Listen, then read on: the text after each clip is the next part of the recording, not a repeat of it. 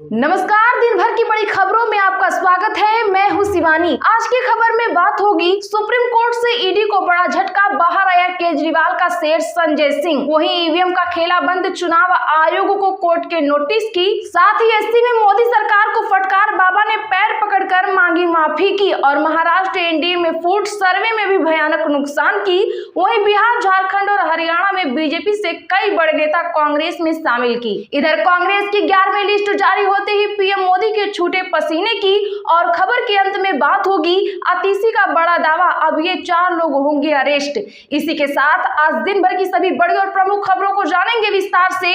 उससे पहले एक नजर सुर्खियों पर। दिल्ली शराब नीति केस में आप सांसद संजय सिंह को जमानत। सुप्रीम कोर्ट में ईडी ने बेल का विरोध नहीं किया, 6 महीने से जेल में हैं। सभी ईवीएम के वोटों की वीवीपैट से मिलान की मांग। सुप्रीम कोर्ट ने चुनाव आयोग से मांगा जवाब। फिलहाल 5 ईवीएम का ही मिलान होता है। भ्रामक विज्ञापन केस, रामदेव ने सुप्रीम कोर्ट में मांगी माफी। अदालत ने कहा ये माने नहीं, सरकार से सवाल, आंखें क्यों मूंदे रखी। आतिशी का बीजेपी से ऑफर मिलने का दावा, कहा राघव चड्ढा समेत 4 की होगी गिरफ्तारी।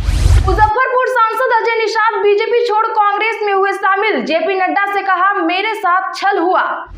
बीजेपी के शिंदे ने शिवसेना को दी टेंशन, महाराष्ट्र के इस सीट पर फंसा पेच। आप विधायक सुनीता केजरीवाल से मिले, कहा सीएम इस्तीफा न दें, जेल से सरकार चलाएं। आतिशी बोली मुझे बीजेपी ज्वाइन करने का मिला है ऑफर। कांग्रेस की 11वीं लिस्ट, 17 कैंडिडेट्स के नाम। आंध्र प्रदेश में सीएम जगन मोहन की बहन शर्मिला को मिला टिकट। अब तक कुल 231 कैंडिडेट्स का हुआ ऐलान। बिहार के बाद झारखंड में भी बीजेपी को लगा बड़ा झटका। इस दिग्गज नेता ने छोड़ी पार्टी, लालू यादव की आरजेडी में हुई शामिल। हरियाणा में कांग्रेस की भजन लाल परिवार पर दांव की तैयारी। चंद्रमोहन को हिसार से टिकट संभव। बीजेपी के टिकट काटने से कुलदीप बिश्नोई है नाराज। हवा का रुख, महाराष्ट्र में घट सकती है एनडीए की 10 सीटें। 30 से 32 सीटें मिलने के आसार। ठाकरे पवार परिवार और पार्टी तोड़ने से लोग नाराज। शहजादे ने कहा देश में आग लग जाएगी, इन लोगों को चुन चुन कर साफ करो। राहुल के बयान को तोड़ मरोड़ कर बोले पीएम। 28 पैसे वाले पीएम के सामने राम मंदिर, हिंदुत्व फेल। तमिलनाडु बाढ़ में दिल्ली से मदद न मिलना बहुत बड़ा मुद्दा। एंटी हिंदू पर डीएमके बैकफुट पर। सीए पर केंद्र सरकार आज सुप्रीम कोर्ट में जवाब दाखिल करेगी। कोर्ट ने 3 हफ्ते का समय दिया था, 9 अप्रैल को इस पर दोबारा होगी सुनवाई। बिहार इलेक्शन अपडेट्स के तहत भोजपुर और नवादा के डीएम और एसपी हटाए गए। आयोग ने चुनावी ड्यूटी से किया अलग। पशुपति पारस ने की जेपी नड्डा से मुलाकात। एनडीए के समर्थन की बात दोहराई, किया यह बड़ा दावा। सीएम योगी के कार्यक्रम में मंच पर फूट फूट कर रोने लगी सांसद संघमित्रा मौर्य। बदायूं से टिकट कटना है वजह। सीएम ने कहा पेपर लीक करने वालों को छोड़ेंगे नहीं। डोटासरा बोले गजेंद्र सिंह शेखावत को वापस शेखावटी भेज दो, कोई ना कोई काम दिलवा देंगे। शिवसेना के खाते में आई महाराष्ट्र की ये सीटें। 8 सीटों पर कैंडिडेट्स की हुई घोषणा। जानिए किसे कहां से मिला टिकट। मछुआरों के लिए अचानक इतना प्यार कैसे, चीन को क्लीन चिट क्यों। कच्चा थी विवाद में कूदे तमिलनाडु के 2 दिग्गज। चलिए अब जानते हैं बड़ी और प्रमुख खबरों को विस्तार से। उससे पहले प्लीज वीडियो को अभी एक लाइक जरूर कर दें।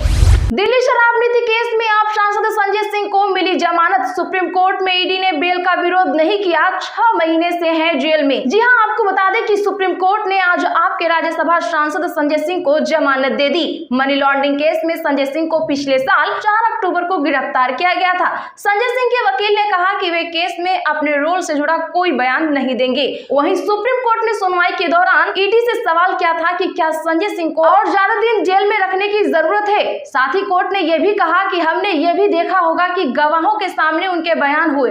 6 महीने तक वे जेल में रही। ईडी ने अदालत से कहा कि हमें कोई ऐतराज नहीं। इसका मतलब साफ है कि ईडी के पास कोई सबूत नहीं है। क्या आप इस बात से सहमत हैं? कमेंट जरूर करें। सभी ईवीएम के वोटों की वीवीपैट से मिलान की मांग। सुप्रीम कोर्ट ने चुनाव आयोग से मांगा जवाब। फिलहाल 5 ईवीएम का ही मिलान होता है। दरअसल आपको बता दें कि चुनाव में ईवीएम के सभी वोटों की गिनती वीवीपैट मशीन की पर्चियों से कराने की मांग वाली याचिका पर आज सुप्रीम कोर्ट में सुनवाई हुई। जस्टिस बीआर गवई और जस्टिस संदीप मेहता की बेंच ने चुनाव आयोग और केंद्र सरकार को नोटिस जारी कर जवाब मांगा है। मामले पर अब 17 मई को सुनवाई होगी। दरअसल बता दें कि एक्टिविस्ट अरुण कुमार अग्रवाल की ओर से अगस्त 2023 में लगाई गई याचिका में मांग की गई थी कि ईवीएम में पड़े सभी वोटों का मिलान वीवीपैट की पर्चियों से कराना चाहिए।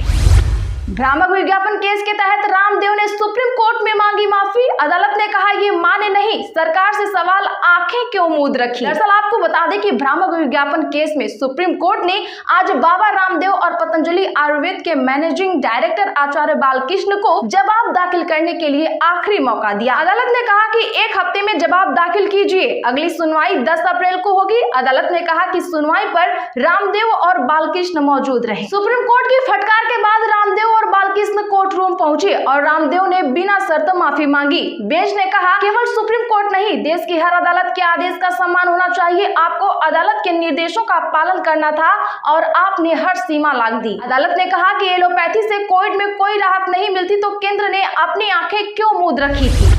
अतिशी का बीजेपी से ऑफर मिलने का दावा, कहा राघव चड्ढा समेत 4 की होगी गिरफ्तारी। बता दें कि कथित शराब घोटाले में नाम उछलने के बाद दिल्ली सरकार की मंत्री अतिशी ने आज अपनी चुप्पी तोड़ी और भारतीय जनता पार्टी पर सनसनीखेज आरोप लगाए। अतिशी ने दावा किया कि उनके एक करीबी व्यक्ति के माध्यम से भाजपा ने उनसे संपर्क किया। बकौल अतिशी उससे कहा गया कि यदि वह भाजपा में शामिल नहीं हुई तो उन्हें 1 महीने के अंदर गिरफ्तार कर लिया जाएगा। आप नेता ने यह भी दावा किया कि उनके अलावा सौरभ भारद्वाज, दुर्गेश पाठक और राघव चड्ढा को भी गिरफ्तार किया जा सकता है। वहीं भाजपा ने अतिशी से उस व्यक्ति का नाम बताने को कहा गया जिनसे उसे ऑफर मिला है।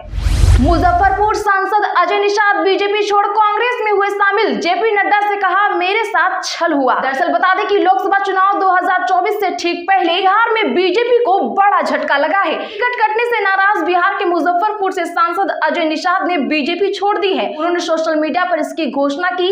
इसके कुछ ही देर बाद ही दिल्ली में उन्होंने कांग्रेस की सदस्यता ग्रहण कर ली है। अजय निषाद ने बीजेपी के राष्ट्रीय अध्यक्ष जेपी नड्डा से कहा कि उनके साथ छल हुआ है, इससे वह बेहद ही दुखी हैं, इसलिए वह बीजेपी की प्राथमिकता सदस्यता से इस्तीफा दे रहे हैं। तो कांग्रेस उन्हें मुजफ्फरपुर से लोकसभा का उम्मीदवार बना सकती है। बता दें कि बीजेपी ने इस चुनाव में अजय निषाद का टिकट काट दिया था। उनकी जगह मुजफ्फरपुर से रामभूषण निषाद को प्रत्याशी बनाया गया है। बीजेपी के शिंदे ने दी शिवसेना को टेंशन, महाराष्ट्र की इस सीट पर फंसा पेच। जी हां, बता दें कि महाराष्ट्र में सीट शेयरिंग को लेकर सत्तारूढ़ गठबंधन में शामिल शिवसेना और भारतीय जनता पार्टी के बीच टकराव के आसार हैं। इसकी वजह बुल्ढाना सीट बन सकती है। खबरें हैं कि अब भाजपा नेता ने भी इस सीट से नामांकन दाखिल कर दिया है, जबकि शिवसेना पहले ही इस सीट पर अपना उम्मीदवार का ऐलान कर चुकी है। फिलहाल पार्टियों के नेतृत्व की तरफ से इस पर कोई प्रतिक्रिया नहीं दी गई है।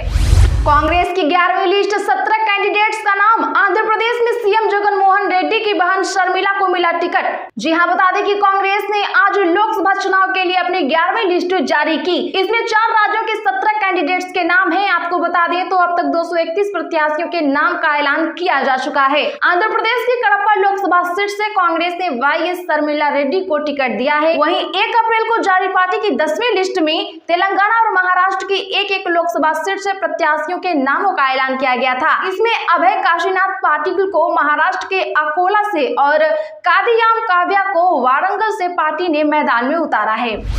बिहार के बाद अब झारखंड में बीजेपी को लगा बड़ा झटका। इस दिग्गज नेता ने छोड़ी पार्टी, लालू यादव की आरजेडी में हुए शामिल। अभी की बड़ी खबर सामने आई है कि बिहार प्रदेश राजद कार्यालय पटना में झारखंड प्रदेश राजद के पूर्व प्रदेश अध्यक्ष गिरिनाथ सिंह राजद में घर वापसी हो गई है। वहीं झारखंड राजद नेताओं ने कहा कि गिरिनाथ सिंह की राजद में दोबारा वापस आने से पूरे प्रदेश में राष्ट्रीय जनता दल और मजबूत होगा।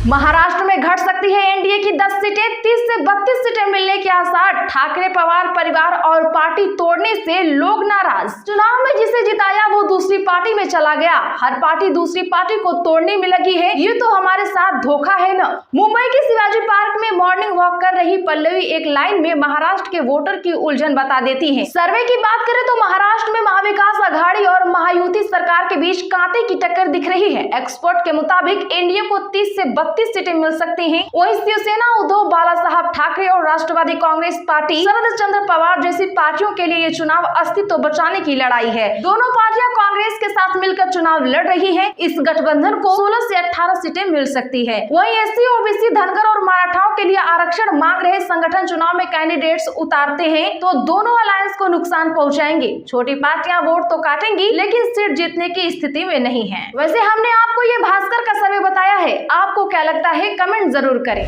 सीएम योगी के कार्यक्रम में मंच पर फूट फूट कर रोने लगी सांसद संघमित्रा मौर्य, बदायूं से टिकट कटना है वजह। दरअसल बता दें कि बदायूं क्लब मैदान में प्रबुद्ध जन सम्मेलन में मुख्यमंत्री योगी आदित्यनाथ के पहुंचने से कुछ ही देर पहले सांसद संघमित्रा मौर्य अचानक रोने लगी। इसका कारण अभी तक पता नहीं चला है। कुछ मिनट बाद वह सामान्य हुई, तब तक मुख्यमंत्री भी आ चुके थे। बता दें कि सांसद संघमित्रा स्वामी प्रसाद मौर्य की बेटी हैं। इस बार भाजपा ने उनका टिकट काटकर दिग्विजय साक्य को प्रत्याशी बनाया है। भाजपा ने सांसद डॉक्टर संघमित्रा मौर्य का टिकट काटकर दिग्विजय सिंह साक्य को मैदान में उतारा है। बता दें कि सपा के राष्ट्रीय महासचिव शिवपाल सिंह यादव के मुकाबले में भाजपा ने अपने क्षेत्रीय अध्यक्ष ब्रज प्रांत पर दांव लगाया है। तो आज के लिए बस इतना ही। रोज की ऐसे ही ताजा और बड़ी खबरों के लिए चैनल अभी सब्सक्राइब कर ले, बगल में घंटी के निशान को जरूर दबा ले, वीडियो को लाइक शेयर कर हमारा सपोर्ट जरूर करें।